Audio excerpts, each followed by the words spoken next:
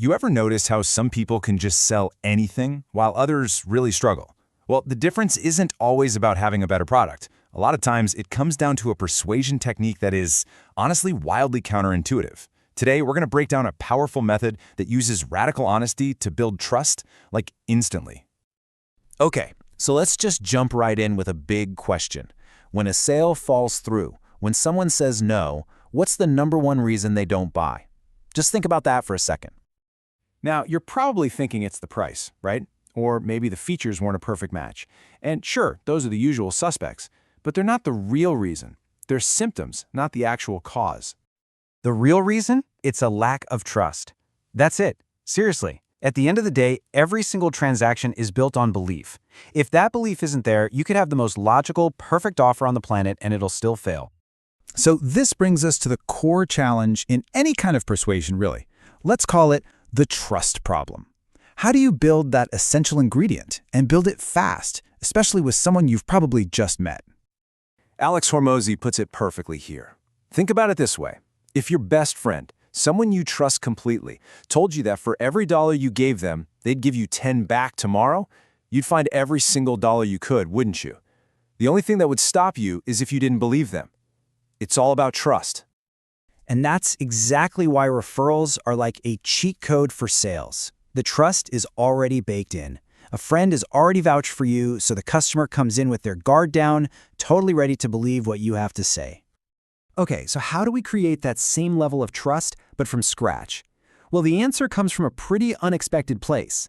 A rap battle. Yeah, you heard me right. This is what we're going to call the M&M tactic. This is the million-dollar question, isn't it? We live in a world that is just flooded with hype, with people making crazy claims. How on earth do you cut through all that noise and get someone to believe you and believe you right now? Well, the answer is so backward from what we're normally taught. You build trust not by showing how perfect you are, but by leading with your flaws. You point out the negatives and the difficulties right at the start. It sounds nuts, I know, but it works like magic. So where's the name come from? If you've ever seen the movie 8 Mile, you know the final rap battle. Eminem's character gets on stage and wins by rapping about all of his own problems first. He lists every single negative thing his opponent could possibly say about him, which leaves the other guy totally speechless, with nothing left to say. He completely disarmed his enemy by turning the weapon on himself. So how does this actually play out in a conversation?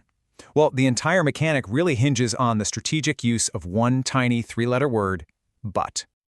Just listen to the difference between these two sentences. Okay, pitch number 1.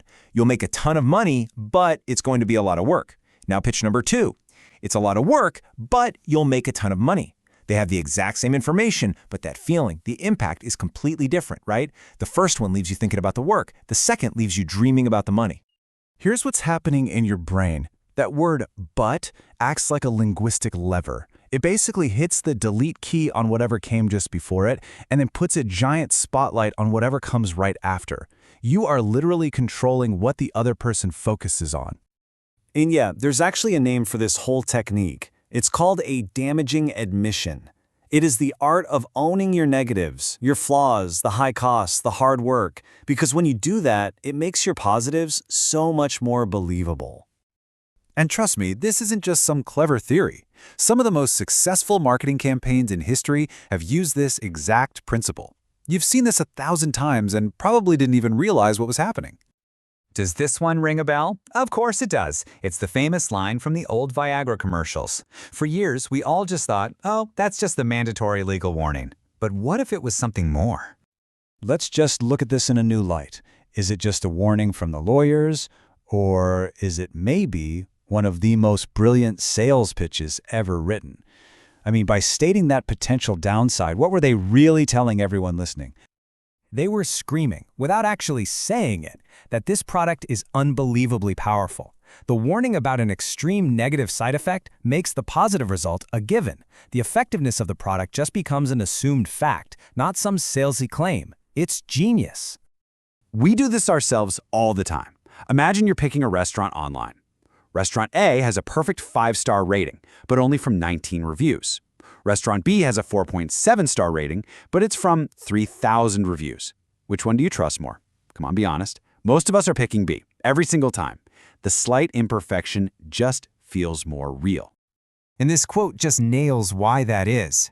Those few negative reviews, the damaging admissions, are the very things that make you believe the thousands of positive ones. You know, perfection seems kind of suspicious, but a little bit of imperfection feels authentic. So look, it's easy to look at this and think it's just a clever trick, but it's really about something much deeper. This is about shifting your mindset from persuasion as a gimmick to persuasion with integrity. And this is the key. This isn't about inventing fake flaws to seem humble. It's about having the confidence to be upfront about the real ones.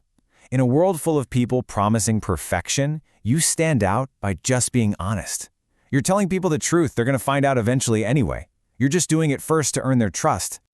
All right, so here's how you can actually put this to work. It's a simple 3-step process. Step 1, state the real negative up front, the hard work, the high price, whatever it is. Step 2, use that pivot word, but. And step 3, deliver your big positive promise, which is now going to land with way more impact and believability. So I'll leave you with this final thought. Think about your job, your product, your business, or even just an idea you're trying to get across. What's the one flaw that you've been trying to hide that, if you just admitted it up front, could become the very thing that makes your greatest strength finally seem believable?